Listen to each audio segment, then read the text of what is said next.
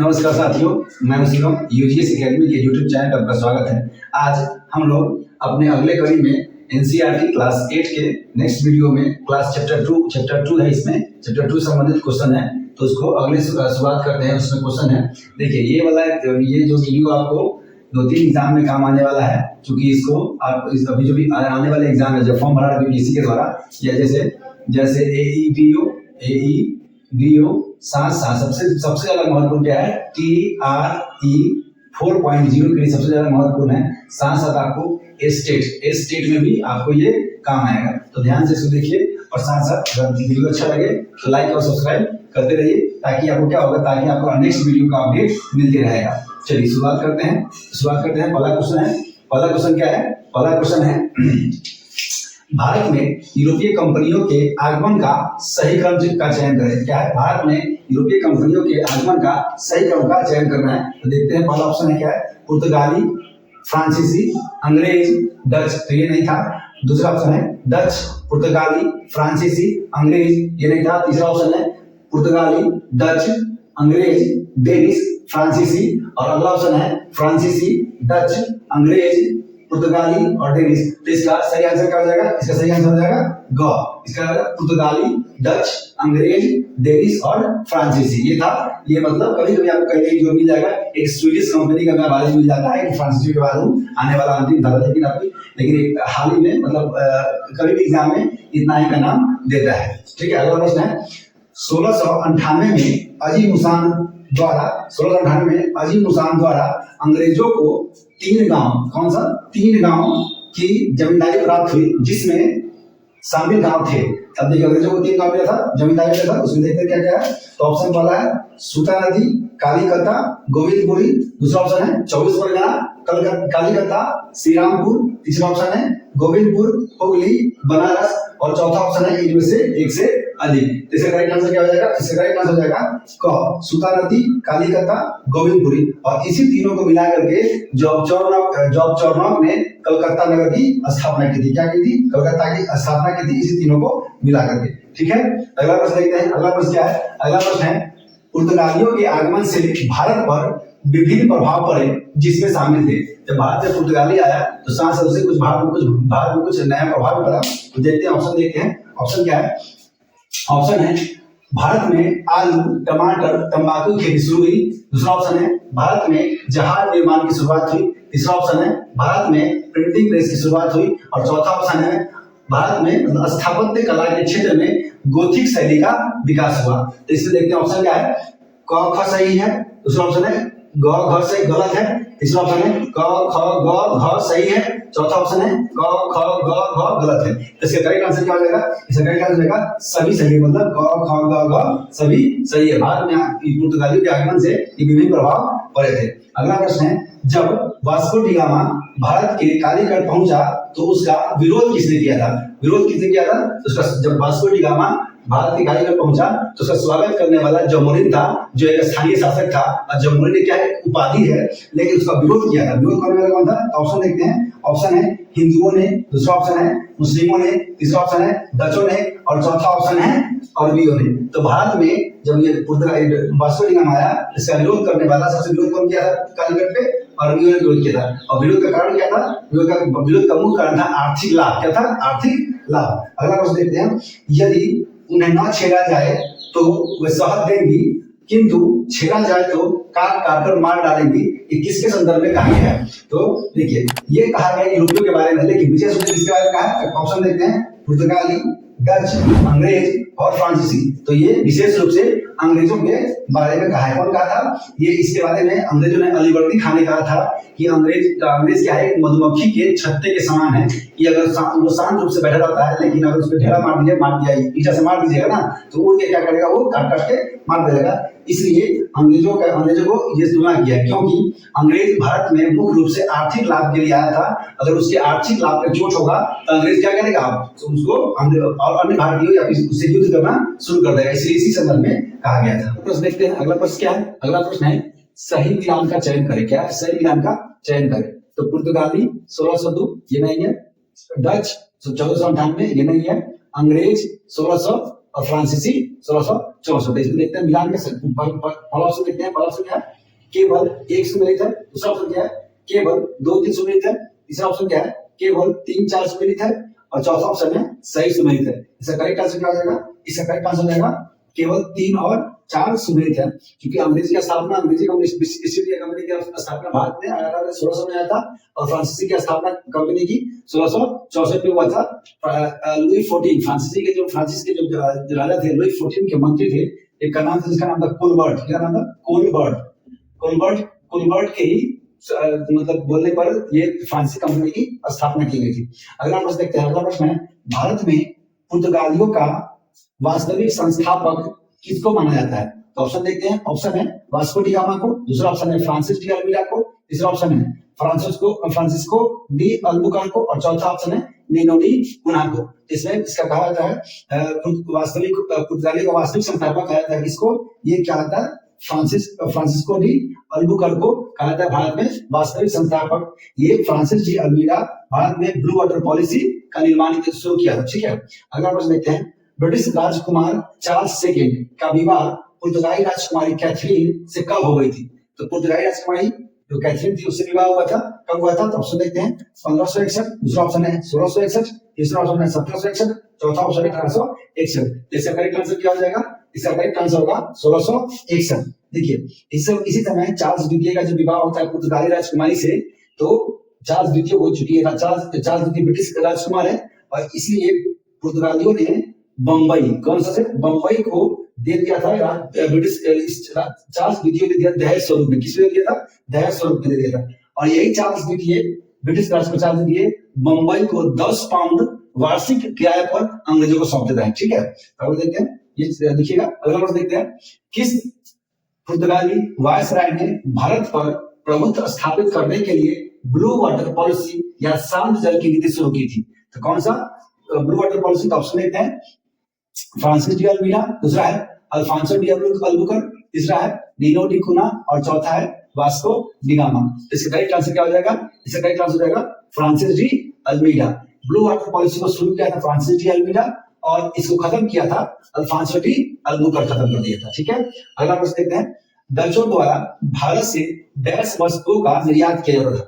Dutch जब भारत में आए, इन्होंने भारत से जो वस्तु निर्यात करे थे उस संदर्भ में है। तो देखते हैं। पहला ऑप्शन है, पहला है नील, सोना, सूती वस्त्र। दूसरा ऑप्शन है अफीम, सोना, चांदी। तीसरा ऑप्शन है सरसों, टमाटर, गन्ना, और चौथा ऑप्शन है कपास, गन्ना, मूंग। तो करेक्ट आंसर क्या हो जाएगा? करेक्ट आंसर हो जाएगा ये क्या हो जाएगा, नील, सोना और सूती वस्त्र। कहा जाता है कि डचों को भारत से सूती वस्त्र को निर्यात योग्य वस्तु बनाने का श्रेय किसको दिया जाता है? डचों को दिया जाता है। साथ साथ क्या करते थे? नील का निर्यात करते थे और सोना का निर्यात करते थे, क्योंकि सोना बारूद बनाने में, बम बनाने में काम में आता था। ठीक है, अगला प्रश्न देखते हैं। डचों का भारत से अंतिम रूप से किस युद्ध में पराजय के बाद पतन हो गया? अब डचों का भारत से पराजित हो गया, क्योंकि ये जब हम क्लास में बताते हैं, उसमें क्लास में पढ़ते तो बताते हैं, रीजन बताते हैं क्यों इससे ऐसा हुआ था। तो युद्ध देखते हैं, ऑप्शन देखते हैं। वेदरा का युद्ध, दूसरा देखते हैं बॉन्डिवस का युद्ध, तीसरा ऑप्शन देखते हैं प्लासी का युद्ध, और चौथा ऑप्शन देखते हैं बक्सर का युद्ध।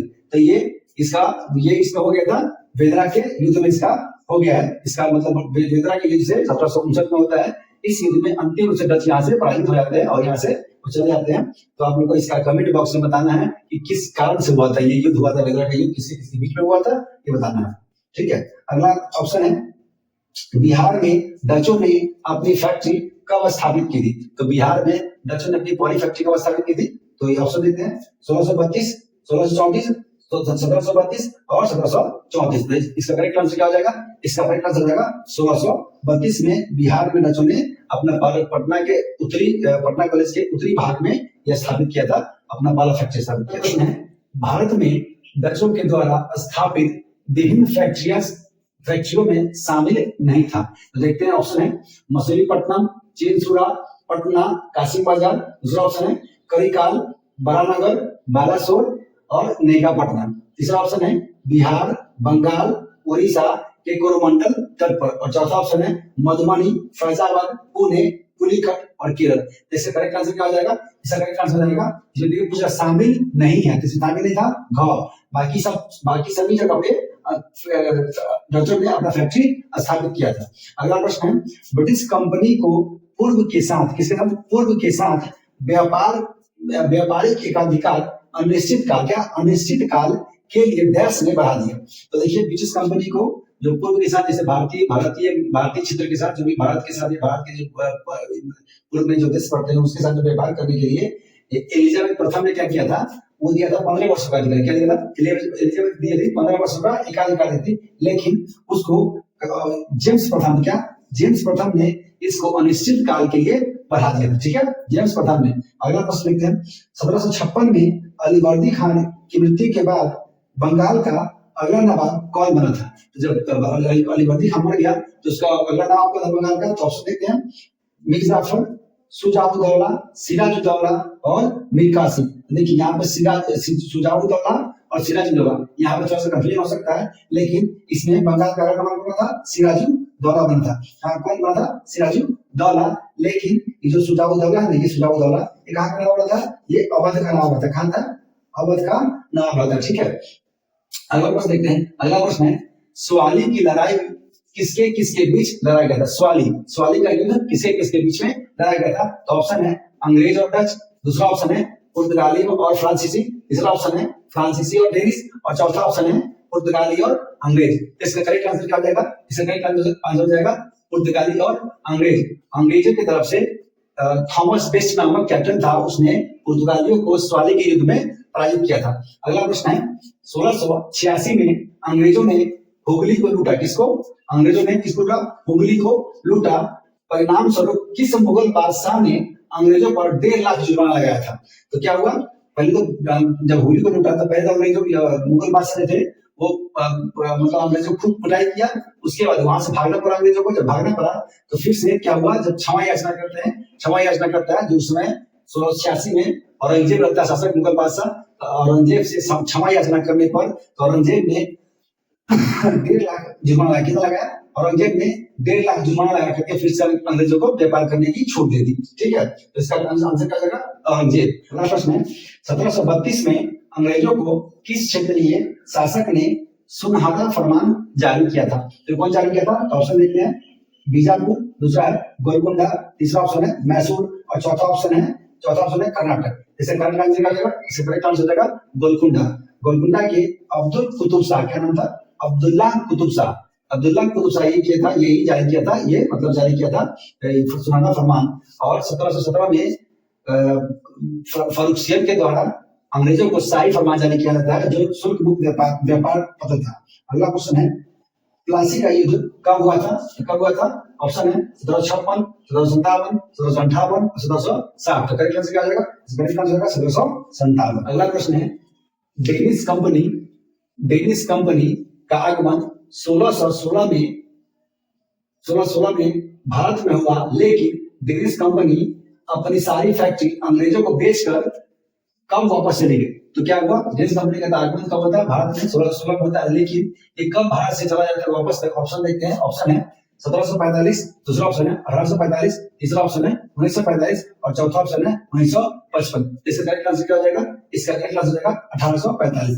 1845 में डेनिश कंपनी अपना सारा फैक्ट्री इसको बेच देता है, अंग्रेजों को बेच देता है और चला जाता है यहाँ से। ठीक है, और यहाँ देखते हैं मिलान करें, एक तरफ व्यक्ति दूसरा तरफ क्षेत्र का संस्थापक। तो ऑप्शन देखिए, पहला है अग्नियार। तो अग्नियार क्या था, ये बंबई का संस्थापक था। कहाँ का था, बंबई का था। फ्रांसिस डे था मद्रास का संस्थापक, जॉब चॉर्नक कलकत्ता का संस्थापक और चार्ल्स आयर फोर्ट विलियम का प्रथम प्रेसिडेंट। तो ऑप्शन देखिए, ऑप्शन में एक का ख सही है, 2 का ग सही है, 3 का क सही है और 4 का ग सही है। इसका करेक्ट आंसर क्या हो जाएगा, इसका करेक्ट आंसर हो जाएगा 1 नंबर, 1 का ख, 2 का घ, 3 का क और 4 का ग। अगला प्रश्न है, किस मुगल सम्राट के शासनकाल में ईस्ट इंडिया कंपनी ने भारत में सर्वप्रथम कारखाना स्थापित किया था। तो किस मुगल सम्राट का मतलब कारखाना का मतलब यहाँ से है फैक्ट्री से। क्या मतलब फैक्ट्री से, मतलब फैक्ट्री मतलब ये कोई उत्पादन केंद्र नहीं है, यहाँ पे वो निवास केंद्र है। और क्या करता था, यहाँ से इस कारखाना में, फैक्ट्री में अंग्रेज सभी जगह से वस्तु खरीद के वहां रखता था, वहां से उसको निर्यात करता था। ठीक है, ऑप्शन देखते हैं, ऑप्शन है अकबर, जहांगीर, शाहजहां और औरंगजेब। तो करेक्ट आंसर क्या आ जाएगा? जहांगीर का। जहांगीर के शासनकाल में प्रथम बार और ये अंग्रेजों ने प्रथम फैक्ट्री स्थापित की। अगला प्रश्न है, स्वाली की लड़ाई में अंग्रेजों का नेतृत्व किसके द्वारा किया गया था? स्वाली का युद्ध हुआ अंग्रेज, पुर्तगाली और अंग्रेज के बीच में होता है। इसमें अंग्रेज का तरफ से कौन था? तो ऑप्शन देखते हैं, Thomas best, Dalhousie, wild Hastings और इनमें से कोई नहीं। इसका करेक्ट आंसर क्या हो जाएगा? इसका करेक्ट आंसर हो जाएगा थॉमस बेस्ट का करेक्ट आंसर हो जाएगा।